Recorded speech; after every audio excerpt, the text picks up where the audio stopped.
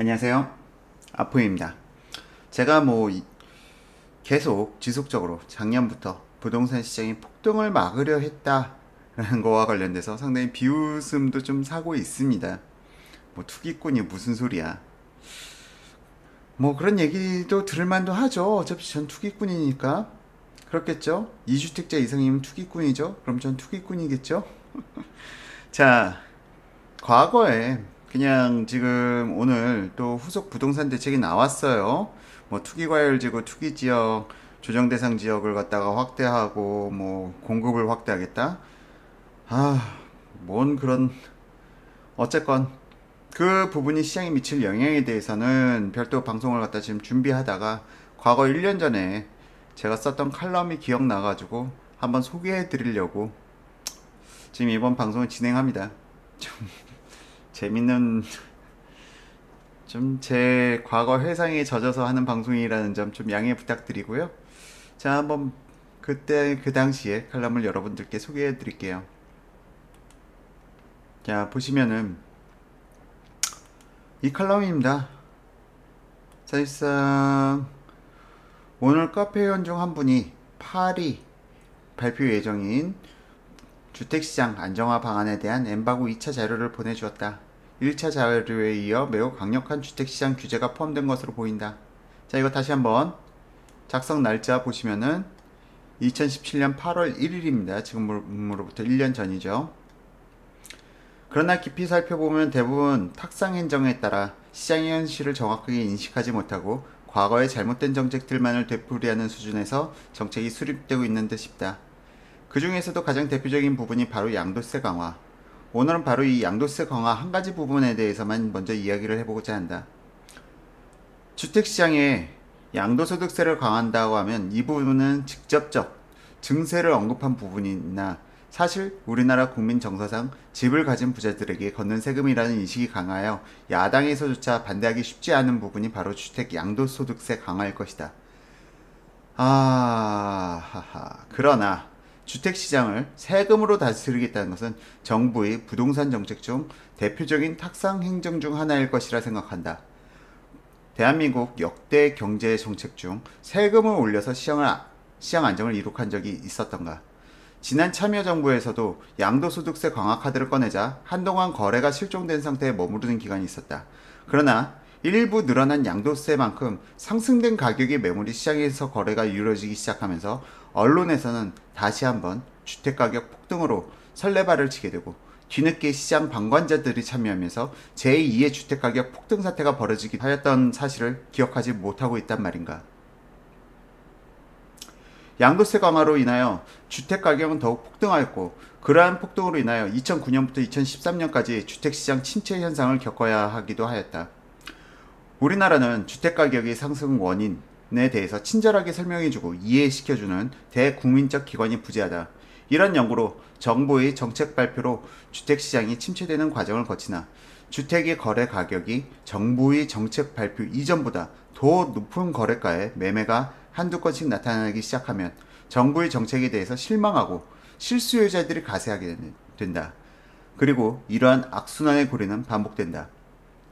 다시 한번 쉽게 설명해보자면 양도소득세 강화 시 주택을 가진 자들은 매물을 모두 걷어들이거나 늘어난 양도세만큼 매도 희망가를 높여 매물을 부동산에 의뢰하게 된다. 그렇다면 시장의 저가 매물은 사라지게 되며 매도인과 매수인 간의 줄다리기에 결국 적은 거래량이지만 높아진 가격에 거래가 한두 건 이루어지기 시작하면서 표면적으로 가격 상승은 나타나게 된다. 그리고 적은 거래량에도 불구하고 가격이 높아진다는 언론의 보도가 뒤따르면서 다시 시장은 뜨겁게 과열되는 양상을 거친다. 자, 1년 전에 쓴 제 칼럼입니다. 이 칼럼 보신 분들도 있고 안 보신 분들도 있을 거예요. 어떤가요, 지금 현실?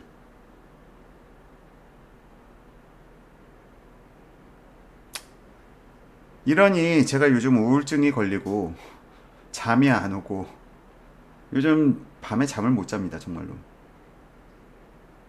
뻔하게 보이는 상황인데 이걸 갖다가 안 믿어져요, 현 정부는.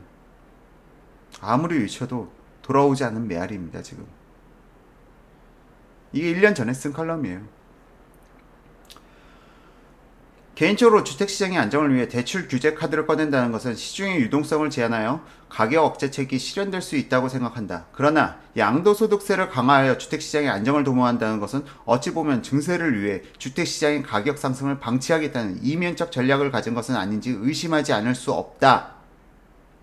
자, 여러분 어떠신가요? 양도세 강화는 일시적 시장의 침체를 불러올 수 있을지 모르지만 결코 주택 가격의 안정에 도움을 주지 못한다. 현재 대한민국의 주택 가격에 대한 양도세는 전 세계에서 유례없이 높은 양도세율이 적용되는데 이보다 더 양도소득세를 높이겠다는 것은 주택시장에 대한 이해가 부족한 자들이 탁상 행정이 아니라 할 수 없다. 적어도 국토교통부 실무자의 머릿속에서 나온 아이디어는 아닐 것이다. 실제 과거 양도세 강화 이후 주택 가격의 폭등이 어떻게 나타났는지 과거의 데이터만 살펴보더라도 양도세 강화가 결코 주택시장의 가격 안정에 도움이 되지 못한다는 사실을 모를 리 없을 것이다. 그럼에도 불구하고 양도세 강화 카드가 다시 한번 주택시장의 안정 정책에 나왔다는 점은 주택시장에 대해서 무지한 유정자들에 의해 나온 결과물이 아닐까 생각이 든다. 또 한 가지, 내년부터 시작될 인플레이션에 대해서 경제, 부동산 전문가 또는 기업가 모두 인식하고 있는 공통의 사안이다. 따라서 유동자산을 고정자산으로 바꾸려는 움직임이 나타나는 가운데 인위적으로 부동산 시장만 억제하려 한다면 부동산 시장은 다시 한번 혼란의 시기를 거쳐야 할 것이며 이것을 회복시키기 위해서 우리는 더욱 많은 고통의 시간을 인내해야 할지도 모른다. 부디 정부에서 부동산 정책만큼은 탁상 행정이 아니라 전문가들의 조언에 귀를 기울일 수 있는 현 정부가 되기를 희망해 본다. 자, 이게 네이버 아포유에서 과거에는 제가 포스트를 갖다가 했었어요. 포스트를 했었는데 포스트의 전파력이 카페의 전파력보다는 분명히 높아요. 하지만 포스트도 유튜브만큼 전파력이 높지는 않더라고요. 그래서 지금 현재 유튜브를 촬영하고 있고요. 제 1년 전의 칼럼들 혹은 4년 전의 칼럼들 한번 읽어보십시오. 제가 주택시장의 폭등을 원했던 사람인가? 그리고 제가 이 상황에서 현 정부를 갖다가 비판하면 안 되는 것인가?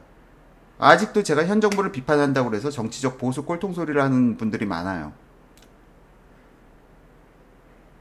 자, 여러분들이 사상이 이상한 건 아닌지 한번 되짚어 봐주셨으면 좋겠습니다.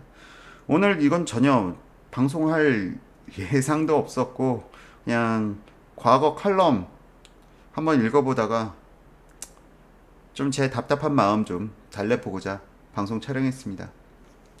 자, 그럼 오늘 방송 마치고요. 다음 방송 바로 이어서 국토교통부에서 오늘 8월 27일자로 발표한 주택시장 안정화 정책에 대해서 또 얼마나 헛다리를 짚고 있는지 그 부분 여러분들께 낱낱이 밝혀드리도록 하겠습니다.